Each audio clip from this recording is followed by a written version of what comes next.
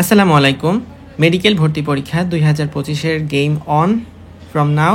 And এই ভিডিওতে আমরা দেখব যে অ্যাডমিশন 25-এর জন্য কি কি প্রিপারেশন তোমাকে নিতে হবে। 5টা সাবজেক্ট আছে আমরা জানি, biology, chemistry, physics, English, GK. Mark distribution এখানে কথা বলবো না, সবাই জানি এখানে 30, এখানে 25, এখানে 20, 15 আর 10। তো যদি মানবন্টন চেঞ্জ না হওয়ারই কথা। তো যদি চেঞ্জ না হয় সেক্ষেত্রে আমাদের এরকম একটা প্রায়োরিটি থাকবে। সবচেয়ে বেশি প্রায়োরিটি আমরা বায়োলজিতে দিব। তো বিগত বছরগুলোতে দেখা গেছে বায়োলজি থেকেই এক্সট্রা রাইটারের কোয়েশন আসতে দেখা যায়। কেমিস্ট্রি বা ফিজিক্সের ক্ষেত্রে তেমন একটা দেখা যায় না, বাট স্টিল গত বছর ডেন্টালের কোয়েশনে কিন্তু ফিজিক্সে তুফাজ্জল স্যারের বই থেকে অনেকগুলো কোয়েশ্চেন আসছিল। কেমিস্ট্রিও মাঝে মধ্যে গুহ স্যার বা কবির স্যার থেকে কোয়েশন এসে থাকে। সো আমরা কোন কোন রাইটার কখন কি পড়বো সেটা নিয়ে আমরা আলোচনা করব। একদম ফার্স্টে যদি বলি বায়োলজিতে তুমি প্রথমে কি করবা, ক্লাস দেখবা, কিন্তু ক্লাসের কোনো নোট করতে যাবা না। ক্লাসের নোট করার প্রয়োজন নেই। ক্লাস থেকে যদি মনে হয় কিছু আমি এক্সট্রা শিখতেছি, তাহলে ওই এক্সট্রা জিনিসটা বোটানির ক্ষেত্রে আবুল হাসান স্যার এবং জুলজির ক্ষেত্রে আজমল স্যারের মধ্যে লিখে রাখলে খুবই বেটার হয়। তারপরে তোমার আসলে লিমিটটা বুঝতে হবে, তুমি আসলে কতটুকু লেভেলের প্রিপারেশন নিতে চাও। আমি এখানে 5টা লেভেল দেখাইছি, এই 5 লেভেলে আমি নিজে যেতে পারি নাই, আমার লেভেল ছিল এটুক। এখন এটা ম্যান টু ম্যান ভেরি করে যে আমার আসলে টার্গেট কতটুকু, ওই লেভেলে তোমাকে যাইতে হবে। এখন যদি কেউ মনে করে যে আমি ভাই আবুল হাসান স্যার, আজমল স্যার মনে রেখে আমার অন্য কিছু পড়তে আমার কষ্ট হয়, দরকার নাই। তুমি আবুল হাসান স্যারের সব কিছু মনে রাখো, আজমল স্যারের সব কিছু মনে রাখো, এনাফ। লেভেল 1 এতটুকু, এটা দিয়ে তুমি অবশ্যই চান্স পাইতে পারবা। এখানে প্রত্যেকটাই চান্স পাওয়ার জন্য, চান্স না পাওয়ার জন্য তো আমি লেভেল আনি নাই। চান্স পাওয়ার সর্বনিম্ন লেভেল হচ্ছে এইটা। তো মানে আবুল হাসান স্যার এবং আজমল স্যারের সব কিছু পারতে হবে। তারপরে তুমি যদি লেভেল আর একটু আপ করতে চাও, লেভেল 2 যাওয়ার আগে যদি তুমি মনে করো যে তোমার লেভেল 1 এখানেই শেষ, তাহলে তুমি প্র্যাকটিসে চলে যাবা। আমি এখানে থিওরিটিক্যাল নলেজের একটা লেভেল দেখাচ্ছি। তাহলে লেভেল 1-এ আমরা এটা পড়লাম, লেভেল বোটানির জন্য আবুল হাসান স্যার, জুলজির জন্য আজমল স্যার। লেভেল 2-তে গিয়ে আমরা মেডিট্রিক্স পড়ব বায়োলজির ক্ষেত্রে। যদি মনে হয় মেডিট্রিক্স পড়ে আমি সব কিছু মনে রাখতে পারতেছি, এমন না যে আবুল হাসান স্যার পড়লাম, মেডিট্রিক্স কোনটা পড়লাম, আবার আজিবুল স্যার চলে গেলাম, তারপর আলিম স্যার আসলাম, বা আবুল হাসান স্যার পরে আলিম স্যার গেলাম, তারপর মেডিট্রিক্স আসলাম, এরকম না। আমি যেভাবে যে সিরিয়াল দিছি, এই সিরিয়াল দিয়ে আস্তে আস্তে তোমাকে লেভেলটা আপ করতে হবে। লেভেল 2 যদি তোমার মনে হয় যে মেডিট্রিক্সের আমি সব কিছু পারি, দেন তুমি আলিম স্যারে যাবা। যদি না পারো তাহলে মেডিট্রিক্সই পড়তে থাকো না। এই লেভেলে গেলেও তুমি লেভেল 2 হয়েও চান্স পাবা। এখানে সবগুলো চান্স পাওয়ার লেভেল, আবারও বলতেছি। আলিম স্যার এরপরে মেডিট্রিক্স পড়ে আলিম স্যার পড়তে পারো। আলিম স্যার পড়ে বোটানির জন্য, জুলজির জন্য, দুইটার ক্ষেত্রে আব্দুল আলিম স্যারের বইটা পড়তে পারো। তারপরে আলিম স্যারের পরে লেভেল 4 হিসাবে আজিবুর স্যার বোটানির ক্ষেত্রে এবং জুলজির ক্ষেত্রে মাজেদা ম্যাডামের বই পড়তে হবে। ওকে, যদি মনে হয় আমি এগুলোও পারি, দেন আমি অন্য কিছু পড়তে চাই, এটা আসলে সময় হয় না, লাকে একজনের হইতে পারে বা নাও হইতে পারে কারোর, তো এটা নিয়ে দুশ্চিন্তা করার বিষয় নাই, বা এটা নিয়েও দুশ্চিন্তা করার বিষয় নাই। এটা নিও না, কিন্তু এটা যদি না হয় তাহলে তুমি চান্সই পাবা না। লেভেল 1 অবশ্যই মাস্ট নিশ্চিত করে, তারপর হচ্ছে আস্তে আস্তে লেভেল আপ করতে হবে। লেভেল 4 গেল। লেভেল 5-এর মধ্যে তুমি বোটানির ক্ষেত্রে মাজেদা ম্যাডাম এবং জুলজির ক্ষেত্রে নূরে পারভিন ম্যামের বই পড়তে পারো। তো এই ছিল আমার বায়োলজির ক্ষেত্রে।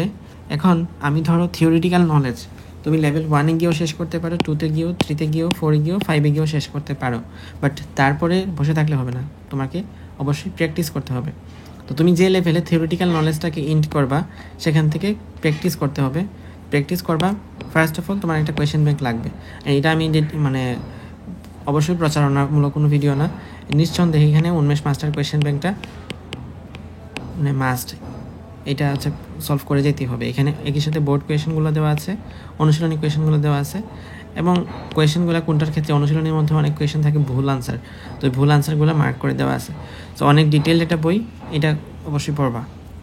সেকেন্ডলি, প্র্যাকটিস বুক একটা কমপ্লিট করতে হবে। যে কোনো প্র্যাকটিস বুক, যে কোনো কোচিংয়ের হোক, তোমাকে একটা প্র্যাকটিস বুক কমপ্লিট করতে হবে। তাহলে বায়োলজি আমাদের কমপ্লিট হলো। দেন আসি কেমিস্ট্রির ক্ষেত্রে। কেমিস্ট্রিতে তো তোমার তো আগে ক্লাস করতে হবে, স্বাভাবিকভাবেই সবাই ক্লাস দিয়েই পড়াশোনা শুরু করে। তো সেই ক্লাসের জন্য তুমি কেমিস্ট্রির মধ্যে দেখবে যে ক্লাসের নোটটা হয়ে যাচ্ছে, ক্লাস করতে করতে ক্লাসটা নোট মেক করে ফেলতে পারবা। দেন তুমি হাজারি স্যার পড়তে আসবা। তো ক্লাস নোট আগে শেষ করে, ক্লাস নোটে পারো সব কিছু, তাহলে এরপরে আসবা হাজারি স্যার পড়তে। হাজারি স্যার পড়লা, হাজারি স্যার পড়লা, তারপর হচ্ছে হাজারি স্যার পড়েও তুমি শেষ করতে পারো, অথবা এরপরে তুমি মেডিট্রিক্স পড়তে পারো। মেডিট্রিক্স পড়ে দেন কবির স্যার পড়ে গুহ স্যার। তোমার লেভেল যতটুকু, তুমি যদি এই লেভেলে শেষ করতে পারো তাহলে এই লেভেল, যদি এই লেভেলে শেষ করতে পারো এই লেভেল। এর চেয়েও যদি বেশি পড়ে যাও, আমার মনে হয় না বাংলাদেশে কেউ আছে, তোমার আর পড়া লাগবে না, তুমি যা পড়ছো সব রিভিশন দিও। তাহলে কেমিস্ট্রির ক্ষেত্রে আমাদের কথাটুকু এতটুকুই। কিন্তু পরবর্তীতে যখন আমি আবার পড়তে আসবো, বা ধরো ক্লাস নোটের যা ইনফো আছে, মেডিট্রিক্সের যা ইনফো আছে, কবির স্যারের যা ইনফো আছে, গুহ স্যারের যা ইনফো আছে, সবগুলোকে আমি হাজারি স্যারের মধ্যে অ্যাকুমুলেট বা একত্রিত করার চেষ্টা করব। আমার আলটিমেটলি আমি পরীক্ষার আগ মুহূর্তে শেষ 1 মাস বা শেষ 15 দিন আমি হাজারি স্যারের বইটাই পড়ে যাব। তাহলে মেডিট্রিক্স থেকে যা এক্সট্রা ইনফো পাবা, সব ইনফো তো আর লাগাইতে পারবে না, চেষ্টা করবা যে কবির স্যার থেকে যদি পড়ো কখনো, কবির স্যার পড়লে হাজারি স্যারের মধ্যে নিয়ে আসার জন্য ইনফোটা, গুহ স্যারে কিছু পড়লে সেটা হাজারি স্যারের মধ্যে ইনফোটাকে নিয়ে আসার জন্য, ক্লাস নোট পড়লে হাজারি স্যারের মধ্যে ইনফোটাকে নিয়ে আসার জন্য। মেডিট্রিক্সের সব ইনফো আসলে বইয়ের মধ্যে আনানো সম্ভব নাও হতে পারে, অনেকের ক্ষেত্রে পসিবল নাও হয় না, তবে আনা সম্ভব। আসলে হাজারি স্যারের বইয়ের মধ্যে দেখবা যে সব পৃষ্ঠায় ম্যাথ আছে, সেই সব পৃষ্ঠায় মেডিট্রিক্সের পেজে এনে নিয়ে আসতে পারো। এটা আসলে তুমি যদি মেডিট্রিক্সের যে টপিকটা আছে কেমিস্ট্রিতে, ওই টপিকটা ভালো করে বুঝো, অল্প কথায় ব্যাখ্যা করতে পারো, দেন এটা সম্ভব, নয়তো সম্ভব না। তো আমি ধরে নিলাম হাজারি স্যারটা মেইন বই হিসেবে রাখতেছো, পরীক্ষার আগ মুহূর্তে এটা রিভিশন দিয়ে যাবা, এবং এর পাশাপাশি মেডিট্রিক্সটা তুমি রাখলা, এটাও রিভিশন দিয়ে যেতে হবে পরীক্ষার আগ মুহূর্তে। বায়োলজি গেল, কেমিস্ট্রি গেল। আচ্ছা, বায়োলজির ক্ষেত্রে আমরা মেন বই পরীক্ষার আগ মুহূর্তে রিভিশন দিয়ে যাবো, এই বইটা। দেন আসো ফিজিক্সের ক্ষেত্রে। ফিজিক্সে ক্লাস নোট, সবার আগে ক্লাসটা করলা, ক্লাসের নোট তোমার তৈরি হয়ে গেল, দেন তুমি মেডিট্রিক্স পড়তে আসবা। এখানে একটা বিতর্ক সৃষ্টি হয়ে যাবে যে আমি ইসাক স্যার না পড়ে মেডিট্রিক্স পড়তে বলছি। দেখো ভাইয়া, ইসাক স্যারের মধ্যে তোমার প্রায় 1000 পৃষ্ঠার বই আছে, তপন স্যারে আরও 1000 পৃষ্ঠার বই আছে, তুফাজ্জল স্যারে আরও 1000 পৃষ্ঠার বই আছে। তোমার কি এটা সম্ভব মনে রাখা? ইসাক স্যারের যেসব দাগানো লাইন আছে সেটা মেডিট্রিক্সে আছে, তপন স্যারের যেসব দাগানো লাইন আছে সেটা মেডিট্রিক্সে আছে, তুফাজ্জল স্যারের সব দাগানো লাইনটা মেডিট্রিক্সের মধ্যে আছে। তোমার এত কষ্ট করার তো প্রয়োজন নাই। তুমি প্রথমে দেখে নাও যে তোমার মেডিট্রিক্সের জন্য মানে তোমার আসলে লাগবে কতটুকু। তোমার ক্যাপাসিটি যদি মেডিট্রিক্স লেভেলের হয় তাহলে মেডিট্রিক্সে পড়া শেষ করে দাও, তুমি এখান থেকে 20টার 20টাই কমন পাবা। কিন্তু তোমার যদি মনে হয় যে না আমি একটু ডিটেলসে জানতে চাই, আর একটু পড়তে চাই, ঠিক আছে, ওয়েলকাম, ইসাক স্যার পড়ো, তপন স্যার পড়ো, তুফাজ্জল স্যার পড়ো। আমি তো পড়তে না করি নাই, মেইন বই পড়ো, কিন্তু যেটা লাগবে আগে সেটা তো পড়তে হবে। কারণ একজন ধরো ইসাক স্যারের সব ইনফো পারে, কিন্তু বই মেডিকেল ভর্তি পরীক্ষায় তো 20টার 20টা ইসাক স্যার থেকে আসে না। সব প্রশ্ন কি ইসাক স্যার থেকে আসছে? গত 5 বছরের মধ্যে 100টা প্রশ্ন হয়েছে ফিজিক্সের মধ্যে, এই 100টার মধ্যে তো 100টা তো আসে নাই, 90টা আসছে, 95টা আসছে। কিন্তু মেট্রিক্সের মধ্যে তুমি Isak sir, Tapan sir, Tofazzal sir সব ইনফো একসাথে পাবা। এটা কোনো কোচিংয়ের মার্কেটিং না, এটা আমি একদম মেডিকেল যখন চান্স পাইছিলাম তখন থেকে বলে আসতেছি যে মেডিট্রিক্স পড়লে ফিজিক্সের ক্ষেত্রে সব প্রিপারেশনটা গোছানো হয়, তোমার এত অনেক বেসিক অনেক ডিটেলস জানতে হয় না। মেডিকেল ফিজিক্স এমন কিছু না যে তোমার নতুন কিছু বানাই দিবে, বইয়ে যা আছে সেই লাইনটা জাস্ট এখানে তুলে দেওয়া আছে। সো তোমার যদি ক্লাস করা থাকে, ক্লাসের বেসিক ভালো থাকে, ফিজিক্সটা তুমি জানো যে আসলে কেন কী করতেছে, তাহলে ইসাক স্যারের, তপন স্যারের, তুফাজ্জল স্যারের বারবার এত পৃষ্ঠার বই পড়ে তো তুমি মনে রাখতে পারবে না আলটিমেটলি। তুমি এখানে কি পড়তেছো? অনেকে বলে যে দাগানো লাইন পড়তে, দাগানো লাইন পড়ার দরকার কি যদি তুমি মেডিট্রিক্সের মধ্যে দাগানো লাইনটা পেয়ে যাচ্ছ? মেডিট্রিক্সটা তোমার জন্য এখানে গোছানোর একটা প্রিপারেশন নেওয়ার জন্য হেল্প করতেছে। দেন তুমি ইসাক স্যার পড়তে আসবা, ইসাক স্যারে এক্সট্রা যা কিছু পাবা সেটা মেডিট্রিক্সের মধ্যে তুলবা, তপন স্যারে যা কিছু পাচ্ছ সেটা মেডিট্রিক্সে তুলবা, তুফাজ্জল স্যারে যা কিছু পাচ্ছ সেটা মেডিট্রিক্সে তুলবা। ওকে, আচ্ছা।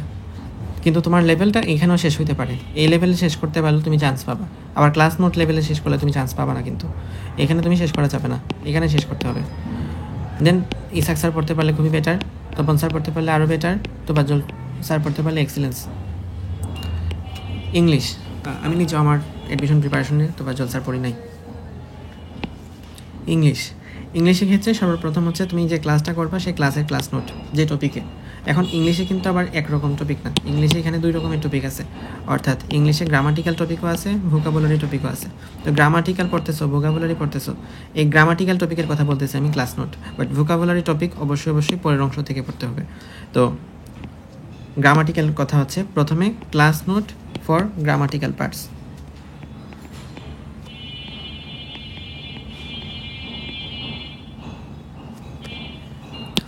দেন এখন গ্রামাটিক্যাল পার্ট হোক আর ভোকাবুলারি পার্ট হোক, সেইটাকে এখন তোমার উন্মেষ মাস্টার ইংলিশ কোয়েশ্চেন ব্যাংক এইটা থেকে প্র্যাকটিস করে নেওয়া উচিত। এটা হচ্ছে সবার জন্য, এটা তুমি করতে না পারো তাহলে তুমি কিছুই পারবে না। তো 15-র মধ্যে অন্তত 10, 12 বা 15 পর্যন্ত প্রিপারেশন এটাতে সম্ভব। ধরে নিলাম এই 10 প্রিপারেশন সম্ভব এখান পর্যন্ত। এরপর যদি তুমি আরও ডেভেলপ করতে চাও সেক্ষেত্রে যে কোনো একটা প্রিপারেশন বুক করতে পারো। রিকমেন্ডেড না, আমার কাছে নিজে পড়ে যেগুলো ভালো লাগছে সেগুলো এখানে লেখা আছে। এর বাইরে মাস্টার বইটা পড়া যায়। আমি অনেক সময় এটাকে প্রমোট করতে দেখছি, তোমরা হয়তো দেখছো যে এটার মধ্যে আসলে এত পরিমাণ কোয়েশ্চেন আছে। তো এই কোয়েশ্চেনগুলো যদি কেউ প্র্যাকটিস করে, বুঝে প্র্যাকটিস করে, এর বাইরে আসলে ইংলিশে কোয়েশ্চেন থাকা সম্ভব না বা কোন কোয়েশ্চেন দেওয়াই সম্ভব না। ইভেন ভোকাবুলারিতেও যদি এই কোয়েশ্চেনগুলো সব কমপ্লিট করে যেতে পারো, ভোকাবুলারিও এর বাইরে কিছু আসবে না, অপশন সহ কমন পড়ে। সো এটা একটা ভালো ওয়ে, কিন্তু এটা অনেক বড় বই সবাই অ্যাডমিশন টাইমে শেষ করতে পারে না। তো যদি তোমার লেভেল ওই লেভেলে হয়ে থাকে তাহলে ওটা শেষ করবা, এটাগুলো শেষ করবা। আর যদি লেভেল ওই লেভেলে না যায় তাহলে এখানে শেষ করবা। দেন আসো জিকেতে। জিকে হলো উন্মেষ মাস্টার জিকে কোয়েশ্চেন ব্যাংক। উন্মেষ মাস্টার জিকে কোয়েশ্চেন ব্যাংক এখানে হচ্ছে ফার্স্টে এইটা দিয়ে শুরু করবা। এখানে তোমার 403 পৃষ্ঠা আছে। এই 403 পৃষ্ঠার যা কোয়েশ্চেন আছে, 403 পেজের যা কোয়েশ্চেন আছে তা আগে মনে রাখো।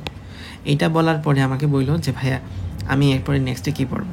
এখানে যদি সব কিছু পারো দেন তুমি অন্য কিছু পড়তে আসবা, আর নয়তো এটাই শেষ করতে থাকবা বারবার। আচ্ছা, এখন আমি যদি বলি একটু ডিটেলস প্রিপারেশন ফর জিকে। আমরা কিন্তু জিকের ক্ষেত্রে টোটাল 3টা পার্ট পাই: বাংলাদেশ অংশ, ইন্টারন্যাশনাল অংশ এবং রিসেন্ট জিকে অংশ।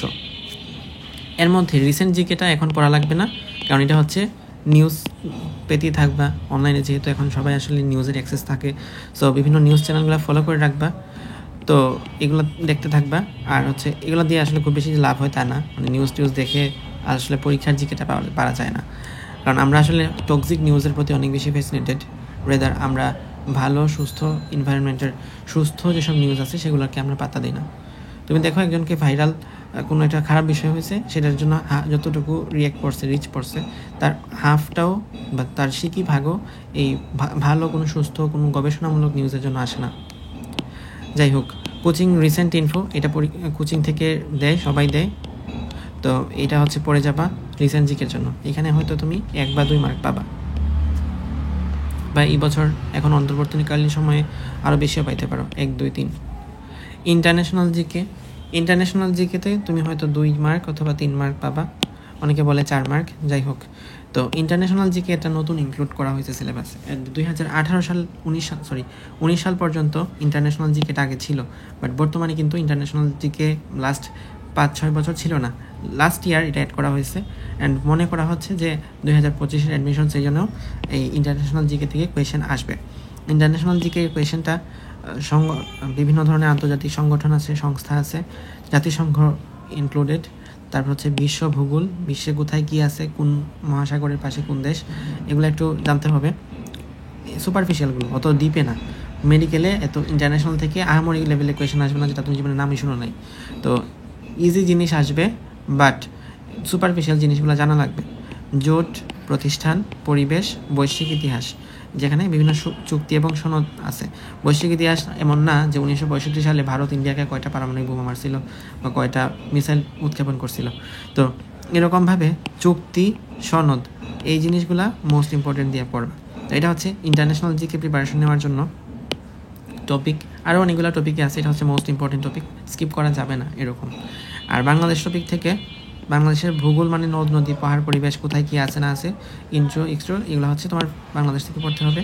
পৌরনীতি, এখানে আমি বিশ্বের আন্তর্জাতিক সংস্থা, বাংলাদেশ যেসব আন্তর্জাতিক সংস্থার মধ্যে ইনক্লুডেড, যেমন ধরো কবে ওআইসিতে যোগ দেয়, কবে জাতিসংঘে যোগ দেয়, কবে বিশ্ব স্বাস্থ্য সংস্থাতে যোগ দেয়, এরকম পৌরনীতির মধ্যে আমি এটাকেও ইনক্লুড করে নিয়েছি, যদিও এটা পৌরনীতি টপিক না।